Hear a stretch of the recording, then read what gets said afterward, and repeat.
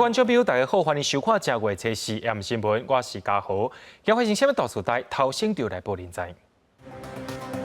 国内在今仔个增加3站带病入境病例，另外越南通报台湾有一个移工回乡所验出点病，台湾这边也当咧追查感染源。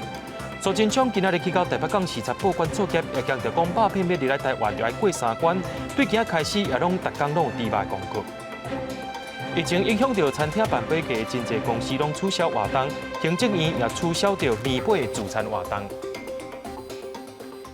新闻一开始，咱来关心国内疫情。在今仔日，国内又搁增加3个对境外入来武汉肺炎确诊病例，其中有一个是对法国入来的台湾民众，因为伊伫咧法国捌染病，伫台湾居家检疫期间也搁验出病毒啊，等于是一个人第2回染病啊。另外，伫越南也通报一站对台湾过去的感染病例，经过调查，是一位伫台湾食头路的移工，伊伫台湾4年都毋捌出国过，详细感染源也当咧追查。国内新冠肺炎新增加3例境外移入的病例，全部拢是无症状的感染者。案号814是菲律宾籍30多岁女性移工，去年12月初10来台湾做工课，入境到达无症状，检疫基本进前采检是阴性，检疫基本了后，头家搁家安排自费采检才确诊。案号835是台湾籍20多岁女性，去年2月份去多明尼加拜访朋友，今年1月初伊登来台湾，入境到达无症状。因为入境提供的检验报告无符合规定，伫咧机场采检了后才确诊。因若案号第816是台湾籍40多岁女性，长期伫咧法国食头路。去年10月初捌伫咧当地确诊，毋过无去互医生看。今年1月初伊登来台湾，入境到达无症状。1月初2因为亲人过身，先生出外，自费采检了后才确诊。他的CT 值是36左右啊。那所以应该也是属于比较早期的感染啊。越南顶日啊公布新增加8例新冠肺炎境外移入的病例，其中1个疑似是为台湾过去的。越南官方回应讲，这个个案是越南籍30多岁女性，伫咧台湾是产业移工，为105年入境，一直到去年底这段时间拢伫咧台湾。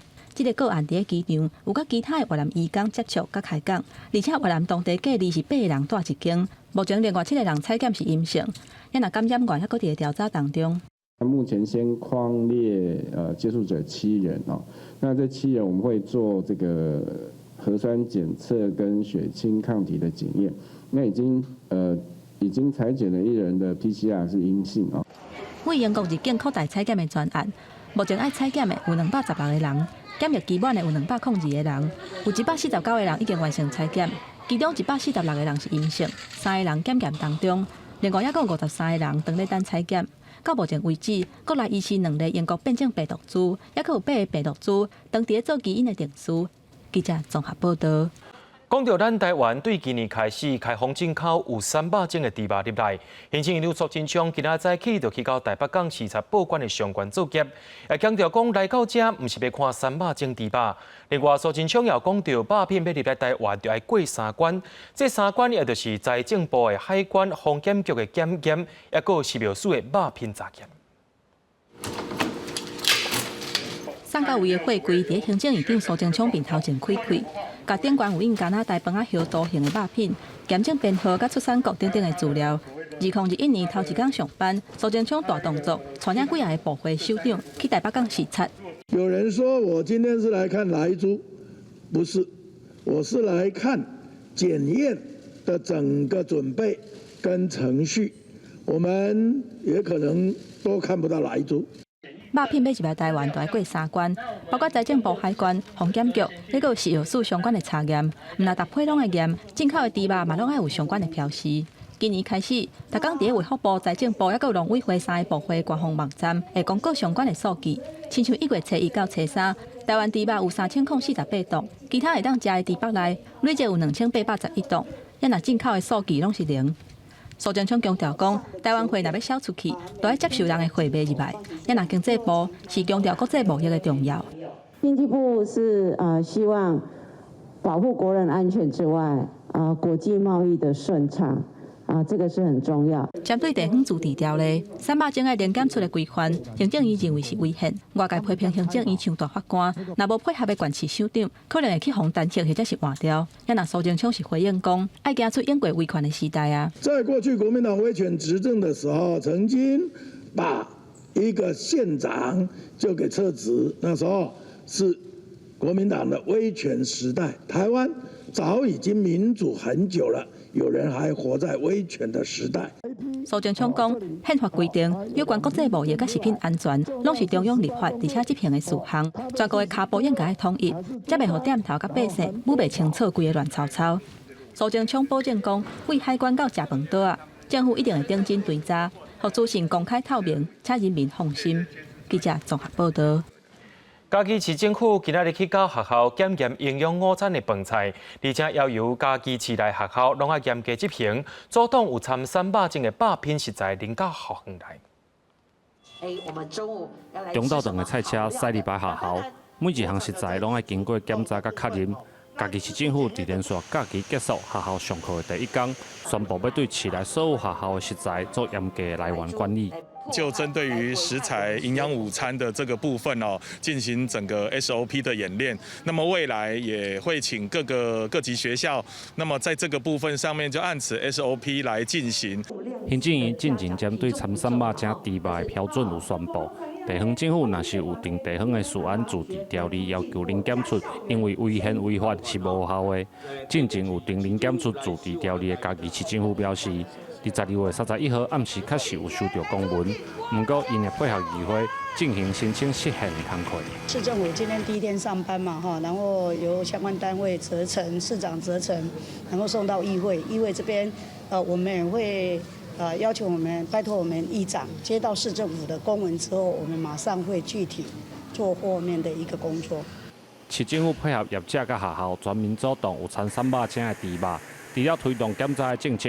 嘛，全面检测使用加工肉类的产品，有家长就表示，为国家到地方拢有相关的政策，但是消费者的配合才是主要的关键。用学校发挥那个敲门砖的一个作用来影响我们的家长，是不是也会多注重食材的安心？那如果我们的教育是失败的，那我们还是一个贪小便宜的民族的话，我想再好的政策你都没有办法完全执行，绝对挡不住。但我相信，在一个进步的国家，在台湾的部分，大家骂归骂，但我想越骂大家会越谨慎。美国猪肉1月正式开放进口，嘉义市政府甲中央对3肉精的要求到今也是无共调。市府除了继续要求在地业者配合零检出的政策，嘛希望透过学校检查食材制度，让市内学生家长放心。记者林慧婷嘉义报道。讲到顶礼拜寒流是寒死时，不过这礼拜是又过一阵寒流特别来咯。北部地区有机会达到8度。气象局也提醒民众，这回寒流是10月冷，上冷的时间大约是拜5、6啊。农民甲渔民就要注意讲寒流所造成的损害。一尾搁一尾沙白鱼冰度浮伫水面，寒流过后，辐射冷却效应，透早气温依然增加，7度海波形成的沙白鱼甲粉油拢寒死，渔民损失真惨。它不像上次都是冷个2天，然后隔2天它就好了，这次是冷下去，所以大致上它以沙白鱼头上来看，它是属于热带雨系列，所以鱼龙陆续移动诶浮上来，它就会死掉。虽然顶礼拜已经做好防寒措施，将鱼群引到避风的所在，沙白鱼依然未冻寒拢死去。听到礼拜4有寒流，家己布地渔民承受地内沙白鱼，不管大小，全部拢鼓起来。这网仔落吼，所有内底围鱼啊吼，啊个活的拢同一时间甲抢收起来。安尼，慢慢来，愈来愈死愈济，损失愈来愈大。气象局表示，拜时起落南的这波寒流水汽较济，冷风也较高，湿面感受会真明显。这一波寒流最冷的时间点，预计会落在礼拜5一整天到礼拜6的清晨，在北部。东北部的低温呢，只有8到9度左右。那中南部呢，大概是9到10度。花东地区呢，大概是11、12度左右。拜2、拜3北部、东北部升转凉，拜4寒流到位。拜5、拜6低温湿冷，北部下探8度，中南部也只有10度。离岛马祖4度，金门只有7度。礼拜1开始气温虽然小可回，不过帅气会转冷。未来这2个礼拜是同一个大的西伯利亚南下的冷高压，那预计呢，它的这个强度呢，其实是不亚于上一波这种跨年元旦的天气。那大致上呢，这一波是比较偏湿冷的，那湿冷的感受呢，会比这个干冷还要来的冷很多。专家提醒，即摆寒流体感温度有可能接近0度，就算伫厝内底也感受真湿冷。爱穿好少，用湿容易业也爱注意天气的变化。记者综合报道。今仔日是今年头一个交易日。台股盘中北起到有史以来上悬的14937点，落尾收伫14902点，起169点。台票换美金要起已经变做是28.424块换美金1块啊。外面是规片红记记，台股新年头一个交易日，无互投资人失望，盘中上悬有到14937点，创历史新高。伫半导体投资公司台积电的带领之下，股价要到540块的历史新高，加上其他相关科技类股的配合，中场大盘是起169.5点，收伫14902.03点，成交的金额是新台票3457.41亿。那最强势的股票，第一个台积电表现得不错啊，另外像鸿海、联发科，还有一些高价的 IC 设计股票，这些都是占全值的大型的股票，表现得非常强。所以你可以看到散户大量的进来，资金非常的充沛，所以股票市场是一路走高的一个格局。除了台股表现强势以外，新台票对美金的汇率，搁一个改写盘中波段升悬的记录。伫台股大起甲阿伯升达的鼓励之下，北起到28.065块。不过尾盘伫中央银行入场调节之下，升达的金额是8.4分，收伫28.424块。在农历年前的历史经验来看的话，台币通常都是偏强。现在美元指数的价格是持续维持在低档做一个盘整。那在这样的情况之下，台币势必就会开始走强。新台票对美金的汇率，伫去年底的时阵，持续测试28块整数的关卡。上尾几日的交易日，盘中已经起到超过28.1块。连续创下23年半的新高，买手新台票的汇率以28.508块封关，去年规年升达的幅度有5.6%，是最近这3年起上济。不过，这嘛互以出口为主的中小企业，强要记载袂掉。我们是跟客人签订那个年度合约，就是譬如说之前是签31块的哈，31块合约是整年度都是31块哦，今天就期间以上快要28，就是3块。那我等于是每个月出货大概100万美金。等于是要现了300万。业者表示，新冠疫情已经让市场变势，继续的竞争激烈，加上汇率升达的速度上紧，让厂商要生存更加困难。今年台票若是继续升达，中小企业避险资金无够，成本阁一直压悬的情形之下，未少业者可能会面临着倒档的危机。记者综合报道。农民的退休赎金制度今年开始施行啊！总统蔡英文甲农委会主委陈吉仲一起做伙去到高雄主持开办典礼。全国45万名65岁以下农民会当依照着基本工资，逐个月上济会当80%到专门的口座内面。农民拨偌济，政府就拨偌济坑做伙，要互农民日后的退休生活更较有保障。请提脚，谢谢大家，恭喜所有农民。我们要请现场。总统蔡英文甲青农共同导入代表性赎金，代表农民退休赎金制度正式开办，同时也宣告台湾建立完整的退休制度，是完成了我们农民4大福利的最后一块的拼图，也是代表政府兑现承诺、照顾农民的决心。那么第二个意义是，退休制度将在台湾全面的建立，而且此时此刻算是建立完成啊。农民健康保险、农民保险甲农民职灾保险，加上农民退休赎金最后一地。蔡英文强调，完成照顾农民4大福利。而农民退休赎金制度是结合老农津贴建立，采自愿参加的性质，必须要实际从事农业，并且有农保的资格，无满65岁，同时无领取其他的社会保险、老年给付，亲身向农会提出申请。根据统计，65岁以下农民有45万人，其中已经有28000人参加。曾经对军公教跟劳保相当的羡慕，因为我们没有嘛。如今我们也有这样的福利哈，是给我们农民朋友一个很大的红包哈。到我65岁退休，每个月可以领4万5，真是太好了，能安心留在农村做我喜欢的工作。农委会试算，依照今年基本工资24000块，农民会用自由提拨1%到10%，若是一个月交上悬10%，政府提拨上款的金额。30岁提拨35年的农民，年满65岁时阵，一个月会使领37000多块；而40岁农民会使一个月领24000多块。你免惊死，年纪大以后无保障，绝对会照顾你。更重要的是，它可以让年轻人愿意回来从农，因为终于有保障了。那也让我们的整个农业的结构调整。农民应随家己的能力，选要缴偌济，每年5月11日也是调整，缴的幅度。不过也是有农民也伫咧想要观察一下，但政策实施一阵仔再来决定。记者综合报道。讲到因为疫情的关系，人人拢爱保持社交距离，上有影响的就是买价伫真济工办到的大型餐厅。去年就当着疫情爆发，今年佫当着疫情也未完全结束，真济公司的买价讲是要取消，无就是延期，餐厅有影是头壳摸咧笑。这是年尾大型买价的大价，却是因为新冠疫情的影响出现退订情形，以后主要做大型宴会厅的餐饮业首先受到影响。其实有些科技大厂或是金融业，他们都宣布取消，所以影响其实蛮大的。有客人他是想要直接采取像户外的场地，就是比较通风、比较没有密闭空间。较去年来说，比较起来，大概我们目前减少的大概是2成左右。很多企业就是改以中小型的方式。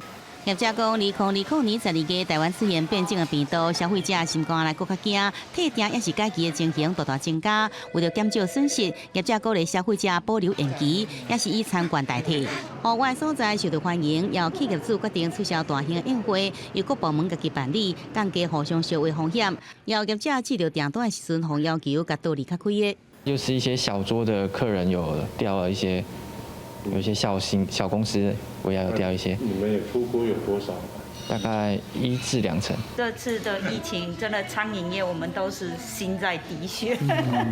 而且快过年了呢。对呀，我们都不知道要怎么办。那民间的企业、政府机关像行政院也宣布停办年终的餐会，不过温准各机关该以小型组织餐会方式进行，防范疫情。政府要起到示范的作用，只是大型企业买价求水，餐饮业者请换一个方式自救。亲像小型的办桌、较少桌的买价，就算有疫情，嘛要靠上一年的辛苦。记者综合报道。对着阮的镜头来看在地上大条。去年12月26日，台中有6个人做伙去爬南投仁爱乡碧高大山，其中有一个姓陈的查甫人，伫半中途却失踪去啊，到今也是找无。搜救人员伫今年正月初1、2日上山搜救的时阵，伫溪坡啊有发现到 SOS 救命系列的石头牌子，目前是由台中的消防局继续伫咧找找。不过根据着消防署的统计，讲去年山区救援案件比顶年是加超过1倍。有专家表示讲，着要增加相关的爬山知识才对。大石头顶悬清楚的 SOS 字样，另外因溪谷另外一边佫发现有细粒石头摆出的 SOS， 边还佫一个冲字，这互搜救人员真欢喜。发现的地点是伫台中市和平区的定胜溪谷。它大概就是在石窟区的最下方的哈。那它的路程来讲的话，至少要6个小时左右。2个日后发现的地点差3、4点钟的路程，南投县消防局研判，姓陈查甫人可能沿着定胜溪谷找出路。姓陈查甫人伫去年12月2日，甲其他山友爬北高大山，说伫落山迷途失联。接手救援的台中市消防局也出动空中摄影机，确认救援计划。求救的现场他没有在那边停留啊，比如说我们找到之后，我们就是只能在附近一直搜索。连续山难救援，互救援人员是有够忝。根据消防署的统计，去年的山难意外总件数是437件，比2年前加出1倍左右。死亡人数39人，甲即马失踪人数是4人，也比2年前悬出真济。其中核拔1500公尺以下的山区，因为一天演行环事故比以前加2.3倍。伫2020年山难热点当中，玉山、嘉里山、合欢山是前3名，通报数量拢伫15件以上。做一些明确的规定，如果真的发生这件事情的时候，有没有什么东西可能可以做一些管制或惩处？登山其实它是探险，它不是冒险。探险就是说它会有一些危险因子，但是很多危险是可以事先排除的。知情向导指出，疫情甲山林开放，互真侪人去爬山，毋过缺少配套甲重量管制，互袂少人轻视爬山专业。除了无去注意体能甲环境的变化，部分社团因应市场需求大开速成团，也互风险增加。建议将山林教育普及，落实管制，才袂浪费社会资源。记者综合报道。初三暗时，有民众伫台中和平的山区发现一只后脚受伤的乌翕仔狗，通报相关单位了后，因也上山敲追，却无发现到伊的行踪，正也用绳篮仔要甲伊抓，希望会当找找到这只受伤的乌翕仔囝，协助伊进行治疗。台中市和平区国馆台北线的大路顶端发现一只乌色的动物，民众甲看应该是一只乌翕仔囝，而且后腿已经无力了，哪像受伤。很明显的看得出来，他后脚受伤了啦。他就这样爬上去又滑下来，爬上去又滑下来。接近他的时候，看到他才吓一跳，原来是台湾黑熊。不敢抓他，因为他体型比较大，而且他又受伤，我怕他那个。后尾乌翕仔囝就消失伫大路，怀疑是往边仔的废弃果子园的方向走去。警方接到报案，就随到现场，保育有任务单位嘛共款上山去找。经过一暝，也是无看到乌翕仔囝。测试透早，搁派13个人上山找寻。人流上来了吗？与林务局及搜救队等10人，还有森林警察队3人前往现场持续搜救中。当时林管处初步判断，这是一只2岁以下的乌翕仔囝，无排除是互车弄到了后受伤，翕仔嘛可能也伫附近。为着避免人群聚集造成翕仔囝紧张，会识啥人啊甲伊掠，希望会当掠到而且安全。那离开了熊妈妈之后，它可能就在马路上面行走。台中市政府呢，它也准备了诱捕笼。如果它能够成功的进入笼内的话呢，兽医师就可以去观察。这几年民众伫林道佮有大路通报看到台湾乌翕的数量是增加。当时林管处是指出，中部的大雪山佮国馆地区本来就是乌翕的生活的所在。呼吁民众若是伫外口看到乌翕，莫惊吓，而且莫拍车惊，点点啊离开现场，而且随通报相关的单位来处理。记者综合报道。阳明山的擎天宫顶头的水牛最近一直死去，引起众人关心。各界叫伊水牛爸立法院长尤锡坤在今仔日也去看水牛的状况，伊表示讲愿意协调各部会替水牛找一个更较好的生活环境。伊讲伊检查起来胃有草，身上有草的呀，有草它多少也要吃一滴啊。一日到擎天宫，还阁伫咧落大雨。立法院长尤锡坤问工作人员平常时照顾水牛的情形，看水牛的生活环境。因为擎天宫的水牛近日小连续熊熊死亡，引起社会关注。水牛爸也就是立法院长尤锡坤，测试专家去阳明山关心水牛的情形。阳管处他们真的是有他们的困难啦，这个是。有他们困难，所以我为什么说我愿意来？如果有需要，我愿意来协调看看。不是我一定能够做得到，但是我愿意协调看看。尤锡坤强调讲，若是阳明山管理处感觉水牛伫咧擎天宫较好照顾，伊愿意斗3工，甲相关部会来协调，替水牛找较好的生活环境。现场嘛有学者甲尤锡坤တင်情，强调讲有违法的拉人集团，这含这要掠牛。李明都好难过，就是他山上天气冷，没有办法活下去。可是山下，外面的这些集团实际上就是设好各种陷阱。原本尤锡坤也咧讲伊细汉时饲牛的记忆，面对学者的反应，伊讲照顾水牛的问题是民间甲官方拢伫咧关心的议题。伊嘛搁一再强调讲，会当斗3工做协调，尽力替水牛找到安全的生活环境。记者综合报道。国际上要紧听歌说分明，讲到澳洲疫情最近好亲像有较hiệu quả。去年12月出现的群组感染，伫咧新南威尔斯，当地政府进行大规模体检，但也传出讲无确诊病例好消息啦。疫情稳定了后，艺文表演也特别开始咯。初估着一场演出伫咧雪梨歌剧院特别登台啊。舞者美丽舞姿配灯光的效果是真声人目。轻歌剧《风流寡妇》伫咧初5就要重新登来舞台，演员是把握时间赶紧排练。受到疫情的影响，艺文表演全部拢冻点。真无简单，澳洲的疫情有受到控制。雪梨歌剧院经过9个月，搁一届开门，迎接第一批观众。We'll be playing to 75%. Everyone in the theatre will be, or in the public, will be wearing a mask. Obviously, the performers aren't. And there'll be tests before people come into the theatre, so everything is absolutely COVID safe. 雪梨东北部伫去年12月份爆出群组感染，出现至少180例确诊。伫政府大规模体检之下，总算传出确诊的人数已经无啊。现此时已经解除室内群组的限制，不过也是有强制爱挂喙暗。The masks that are now mandatory as of today, enforcement will happen today, are important. Why? Again, because of mobility. We don't want to see further restrictions. We don't want to go into lockdown. 澳洲的疫情还未缓和，捷克政府有按防疫措施，让餐厅甲酒吧无法度营业。做食业者做伙出来抗议，甲点好多的蜡就放伫咧米露的杯仔内底，摆伫咧人行道顶悬，为政府大楼一路到旧城区的大厅，有1公里长。Že vlastně vláda se zcela netrefila do svých opatření a naopak spustila daleko vražednější pandemii, a to je pandemie chudoby, nezaměstnaných, krachujících firem a opravdu je to velmi složitý pro nás. 韩国出现袂少爱水的人。趁疫情的期間，拢爱挂喙暗，走去整形。有一个20歲的女大學生，都開新台票12萬去做鼻仔的手術。 아무래도 붓기나 멍이 될 수 있는데 수술하면 그때 이제 다 같이 마스크를 쓰고 다니니까 아무래도 더 도움이 되지 않을까 싶습니다.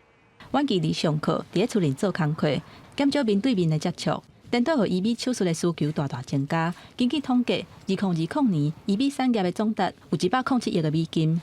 甲2019年來比是成長9%，疫情的衝擊之下，無減顛倒增加，成做另外一種商機。公司新聞王碧文編譯。咱拢知影講，舊年過年特別到啊，中國當年攏有幾多億人口佇過年進前因會回鄉搬徙。不過，中國最近佫出現本土病例，就人佇咧煩惱講回鄉的過程會互疫情佫再拖開。不過，中國的防疫專家鍾南山卻認為講，只要限制有風險的地區，其他所在就無必要禁止民眾出外。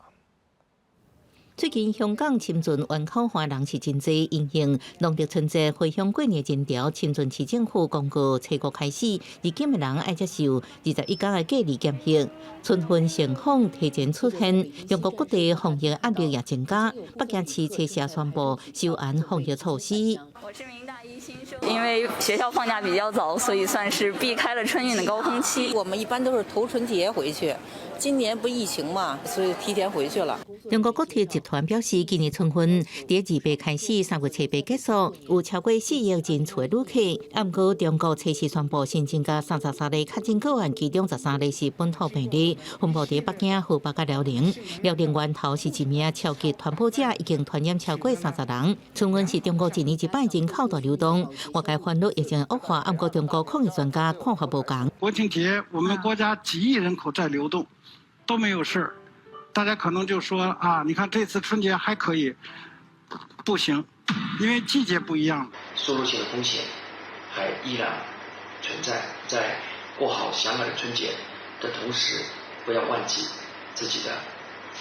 出行需求的增加这是必然的，而且在中国没必要禁止出行。另外，香港初時宣布53例確診，其中43例是本土個案，6例感染源無清楚。港府宣布，因為確診數字無等號，2人限聚令佫延長2禮拜，一直到春節進前放零的機會無懸。記者綜合報道。 接落來，咱來看武漢肺炎疫苗的消息。美國決定要把疫苗的數量拆開來使用，這個意思就是講，若准一個人愛注2筒才有效，即是改做2筒予2個人注，增加注疫苗的人口數。另外，第2嚴重印度也要開始注因家己生產的疫苗啊。那講到以色列這個國家，因是對外宣布講，因已經有1成的民眾注過疫苗，大約是超過8萬人。 以色列總理納坦雅胡甲官員去往約旦河西岸屯墾區的烏姆阿法姆，試查新冠病毒疫苗注的情形。對於注的人數超過8萬，納坦雅胡表示真滿意。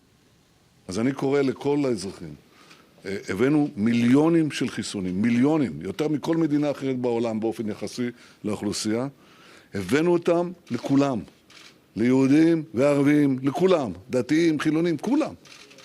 וכולם יכולים להתחסן וצריכים להתחסן. 对当地风声，以色列政府用比市场较悬的价销伫国际之间扫货，才有这么多疫苗通用。卫生单位强调，甲药厂的合约是商业机密，无方便公开。另外，3月份就要舉行大選，納坦雅胡就此宣導疫苗政策，也被認為是選擇造勢比防疫宣導較濟。另外，確診人數排名世界第2的印度，伫英國古典大學甲阿斯特捷利康藥廠合作疫苗，進前得到核准使用了後，印度衛生單位佫宣布。 有條件核准印度巴拉特藥廠疫苗。After adequate examination, the CDSCO has decided to accept the recommendations of the expert committee and accordingly, vaccines of Messrs. Serum and Bharat Biotech are being approved for restricted use in emergency situation. 不过，外电报道指出，巴拉特生技公司的疫苗最近才临床测试，欠少充足的数据，予专家分析。有效性甲安全性依然有问题。根据印度政府计划，第一批做疫苗的高风险人员差不多是3亿，包含医疗人员、警察等第一线执法人员，甲有其他疾病或者是年岁因素的高风险族群。另外问题是，进前核准的阿斯特捷利康疫苗，虽然是英国研发，不过制造地点在印度。印度政府已经下令暂时禁止疫苗出口，予印度国内优先使用，这影响国际疫苗合作机制提供疫苗给产车国家的计划。另外，官方公布病例数字，全球第一的美国，目前已经注疫苗人数差不多是420万人，比原先按算的2000万人差真多。主管疫苗计划，联邦卫生官员伫会上了后，打算以减半剂量，和更较侪人用注疫苗的方式来提高注疫苗的效率。计划以18到55岁身体状况较好的青壮年为对象。美国媒体引用疫苗计划官员的讲法指出，两剂的剂量才能产生抵抗力广泛，欠缺科学根据。即马上重要是提高注疫苗的人数比例。公司新闻徐家仁编译。受到疫情影响，甲时间改对今年元旦才开始的非洲自由贸易协定，本地是看重这个非洲内面有54个国家、13亿的人口，会当有美金3兆4千亿的经济产值。所以因为基础建设不足、动乱、贪官污吏等等的因素，可能会予自由贸易协定的推动变更较困难。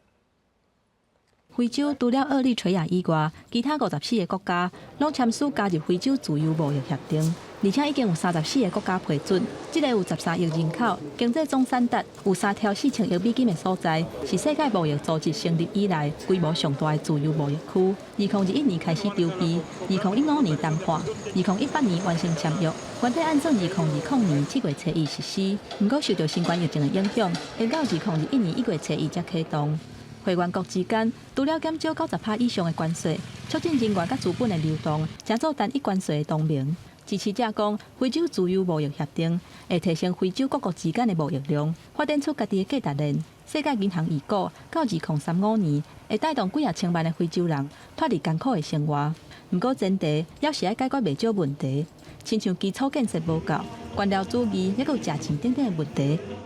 中国国务委员兼外交部长王毅初4到初9要去奈及利亚、刚果、波扎那、坦桑尼亚甲塞西尔做访问。这是中国外交部长连续第31年新年就先去拜访非洲。非洲大陆的发展潜力甲重要性是同人知。台湾外交部国经司去年底嘛表示，非洲绝对是2021年工作规划的一个重点。公司新闻王慧文编译。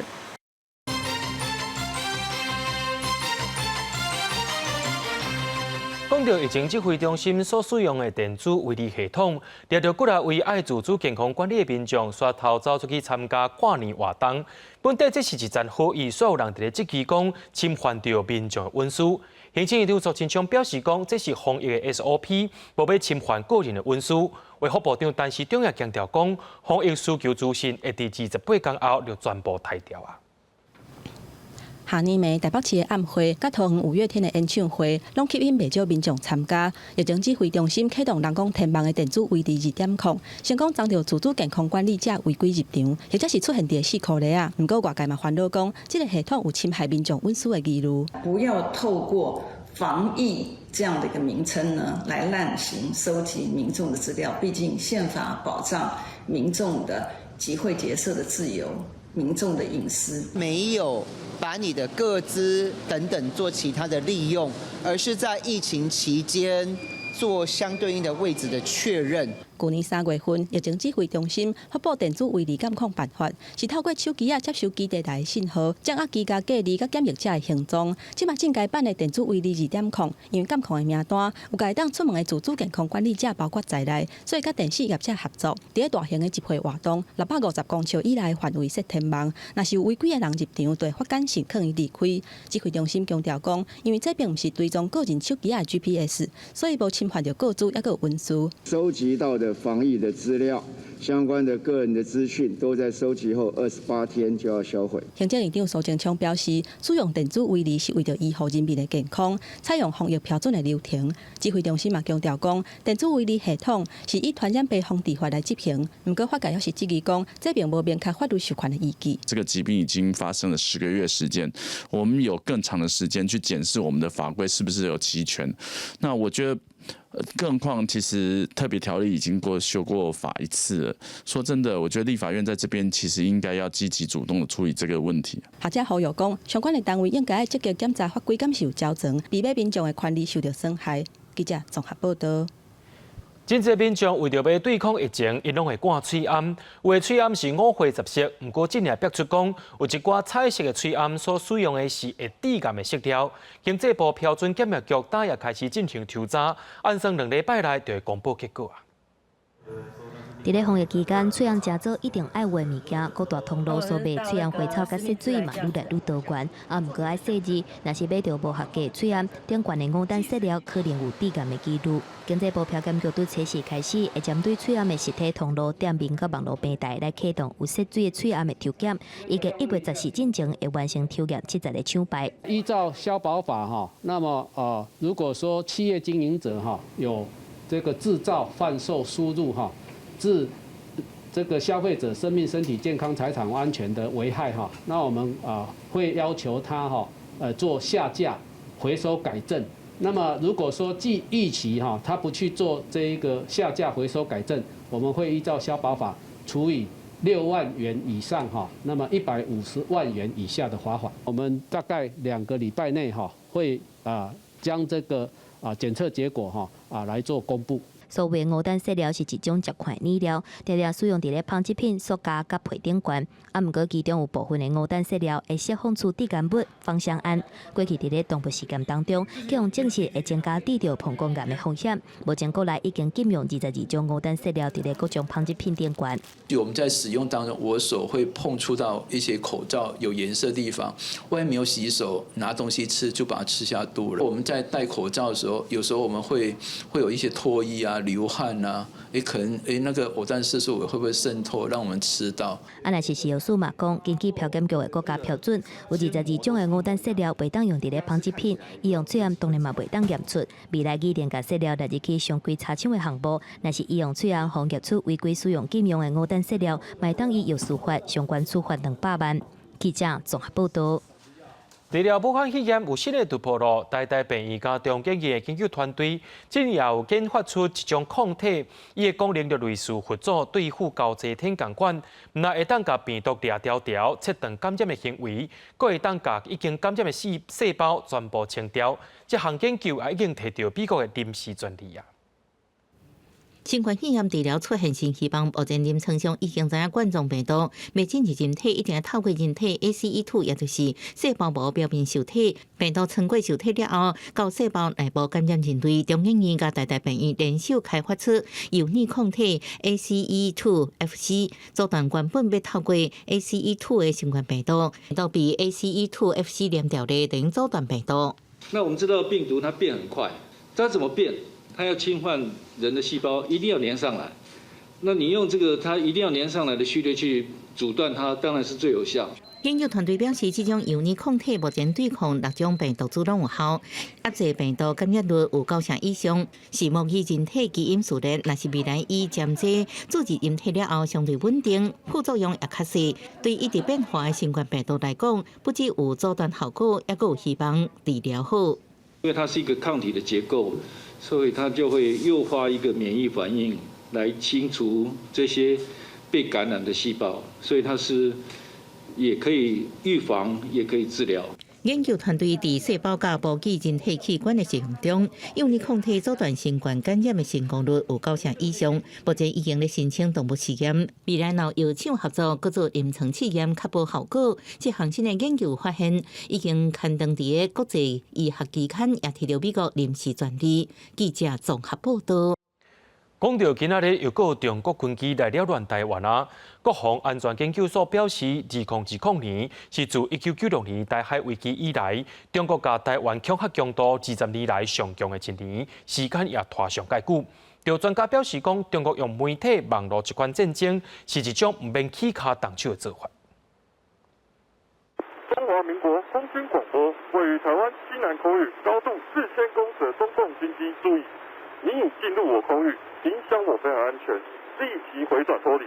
2021年，中共军机也是一直侵略台湾。特港报道，军事媒讲，中共的运备远舰机、反舰机测试进入咱西南空域，空军也5摆实施广播驱离。根据统计，这是中共军机今年连续4天侵略。我们空军司令部的态度还是持续会加强我们西南空域我们相关的这些联合勤监侦的作为。中共军机去年开始加强侵略台湾，国防部智库国防安全研究院发布2020年中共年报明确指出，这是对1996年台海危机以来，中共对台恐吓强度20年来上悬的。国防安全研究院所长苏志芬分析，中军对台采取普式地带冲突的手段，就是接近战争边缘的作战方式，经由军机军舰侵略台海，加上运用媒体战、网络战，对中军这种做法，国军必须要提高警觉。融合媒体的一个做法，来影响就是目标国内部的一个就是思维，还有不同群体的那个认知，那形成对于中共它本身有利的一个情况。报告指出，中军真正侵略西南空域，想要扩大势力范围，也对咱东沙岛防务造成稳定的压力，也佫有收集海底地形甲占南资讯，也有合作台湾甲美军占南活动。不过，中军这举动想要威吓台湾，也互台美关系进一步上升，甚至互美国加强对台军售攻击性武器。国军嘛要进行调整作战的想法，也佫传出要推翻前参谋总长李喜明的整体防卫构想，引发争议。整体防卫构想啊，它的做法有它的一贯性啊，目前并没有改变。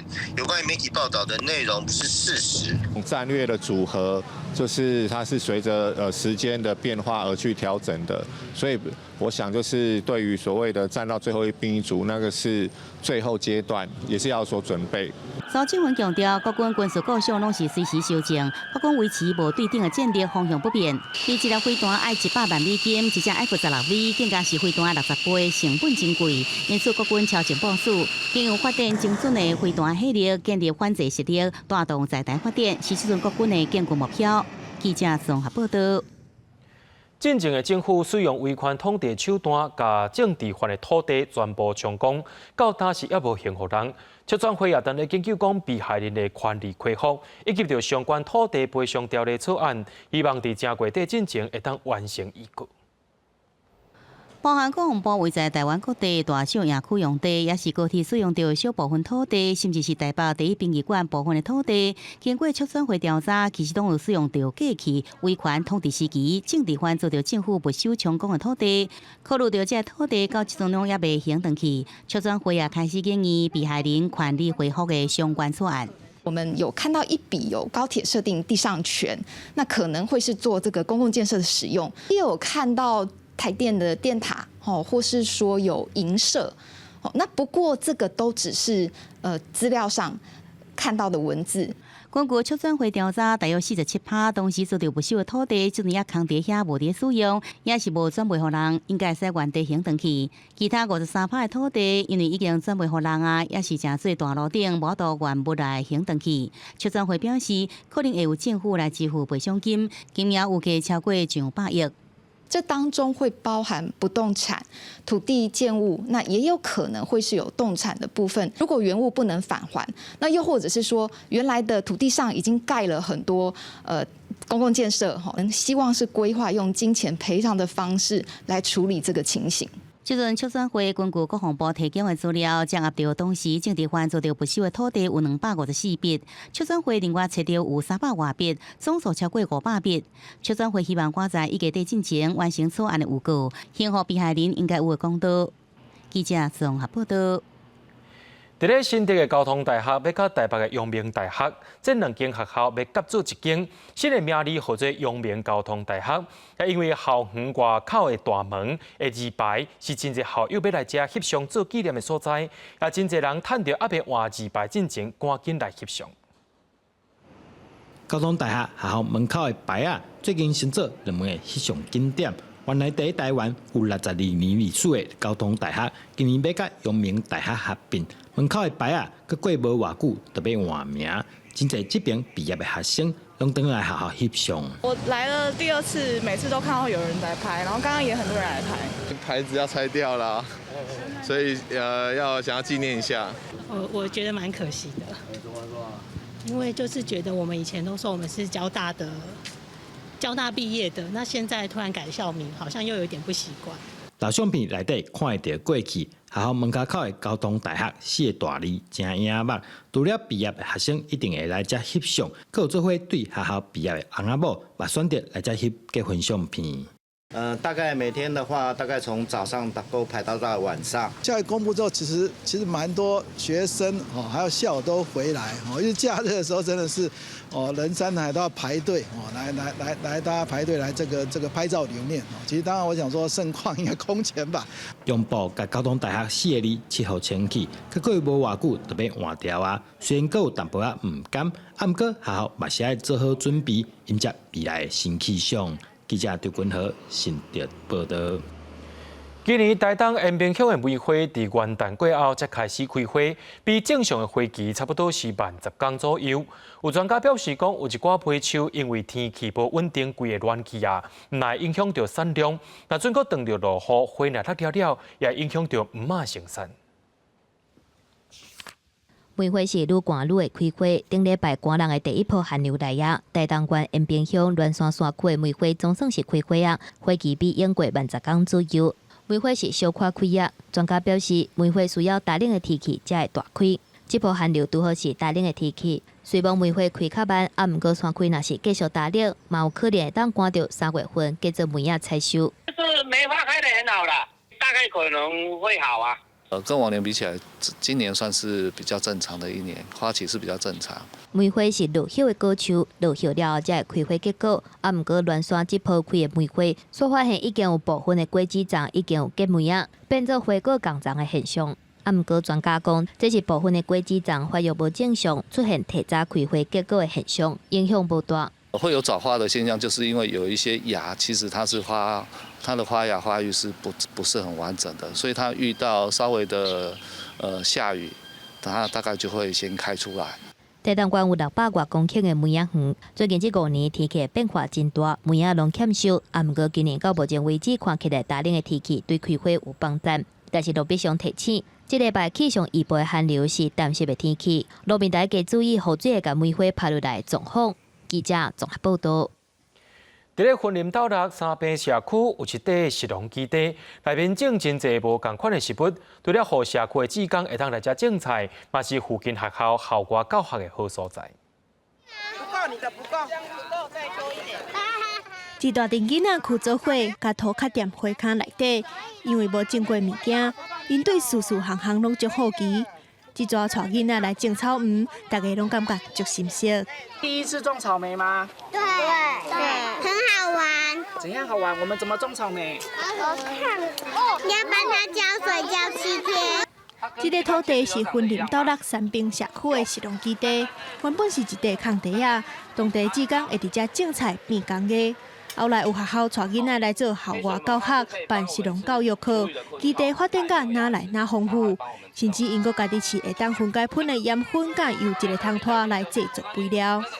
阮去找地主啊，就是讲，互阮志工来种菜安尼，会当卖就卖，啊若无，阮就是志工摕转去，大家志工分享。那我们也会带他到我们这边的食农基地做一个导览，让小朋友从小就了解食农教育，以及怎么样去跟我们环境做一个和平共处。一块原先无咧用的空地啊，即摆有种草莓、四季果、香蕉啊等等，若互社区的居民会当来交流感情，嘛是互囡仔接触大自然上好的教室。记者综报道。伫咧南投埔里，因有一个120栋才做就的传统，12年才举办一届，规模是真大，也保留真侪民俗活动。埔里镇公所也要向文化部争取，希望家己做就文化，立做是无形文化资产。伫咧暗暗的天色下骹做一个这段装塔甲光影影。这是南投县埔里镇12年一摆的做醮，要来祈求平安佮顺遂。欢欢喜喜回来哈，回到娘家，能够齐聚一起，然后庆祝这次的庆典。咱讲农业社会吼，迄阵就延续起来，这个文化吼，就是嘛一个祈求平安，一个真好的这个发挥。埔里的做醮到今已经有120年的历史，每一摆拢会举办总共5天的仪式。除了爱先请妈祖入城，爱徛灯歌、放水灯，因好兄弟来接受普渡等等，程序是真复杂。主要嘛认同咱家己埔里的特色，先民所留了这款的传统呢，这是埔里的真珍贵的文化资产。文化吼宗教的这个见证吼，了解咱做醮，什么款叫做五朝亲教全民的这个合作吼，埔里人拢真有这个光荣感。而且伫咧做醮前后，总共7天，埔里的居民拢会同齐来食素食。另外，因过公庙若要闹热，拢会甲乡亲收丁口钱，互大家斗出闹热的费用。即马线路已经渐渐无咧收啊，毋过埔里遮还阁有保留一项传统的文化。收丁口钱的情况，表示民众对遮的认同，这个食菜的普遍性，表示埔里人对这个活动呢有高度的配合啦。用这点来看的话，绝对有够资格作为咱南投县的文化资产。因为这个做醮已经举办上100天，而且传统还阁保留甲真焦长。公所也已经向文化部争取，望会当互这个12年一摆的做醮列入无形文化资产。记者综合报道。明仔载天气是好也是歹，做伙来看预报，您就知。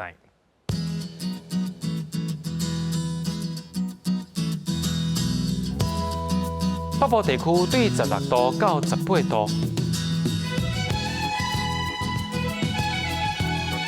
中部地区对15度到25度，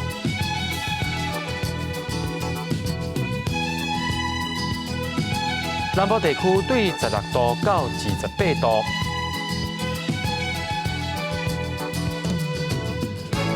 东部地区对17度到24度。咱来看外岛地区，对11度到19度。感谢各位观众朋友收看今日AM新闻，我是嘉豪，咱明仔载同个时间再会。